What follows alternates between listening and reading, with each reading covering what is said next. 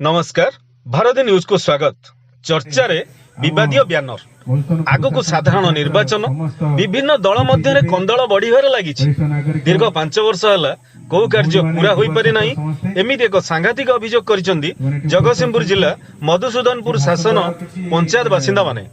एही ग्राम रे BJD पक्षरु booth committee गठन और बंधु मिलन कार्य रे पंचायत सभापति चंदन कुमार बेहेरा नेतृत्व रे कार्यक्रम अनुष्ठित करा जायतिला। किंतु एही सभा रे लगा जायतिबा बैनर रे जगतसिंहपुर विधायक श्रीजुक्त प्रशांत कुमार मुदुली फोटो नथिबारु साधारण रे जोर चर्चा धरिछि।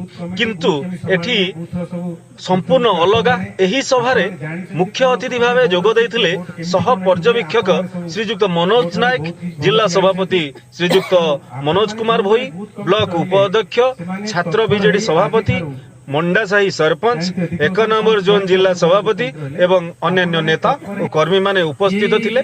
किंतु दुख परितापर विषय है कि बंधु मिलन कार्यक्रम रे व्यवहृत बैनर रे माननीय मुख्यमंत्री और माननीय 5T अध्यक्ष फोटो थिला बेले जगतसिंहपुर विधायक फोटो नथिबार देखिबा को मिलिथिला, जहा साधारण लोकक मन रे नाना प्रश्न मान सृष्टि करू।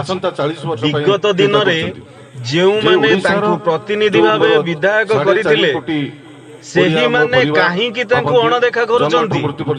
विधायक आम पंचायत को ध्यान देउनांती बोली एही पंचायत रे अनेक कार्य हेई पारु ना काहे कि एते विरोध करूचंती लोक माने। हां दर्शक बंधु ए कथा सत ए सब कथा आमे कहूनु कहउचंती जगतसिंहपुर निर्वाचन मंडली रो वोटर माने। आसंतु सुनिबा तांको प्रतिक्रिया। आ जगतसिंहपुर निर्वाचन मंडली रो कया गले कि विष्णुଙ୍କ पीरियड ठार आरंभ करी पर्यंत जे सब युव संगठन को हाथ रखिचंती दीपू नंद दीपू मामू हेबे तांको मध्य धन्यवाद जनाउछि एभली आयोजन करथिबारु। आ संगठन को मजबूत करिया कारण सत्यतर मुख्यमंत्री रेकर्ड संख्या जेमति करिवे सेति पई आमे माने दायित्व नै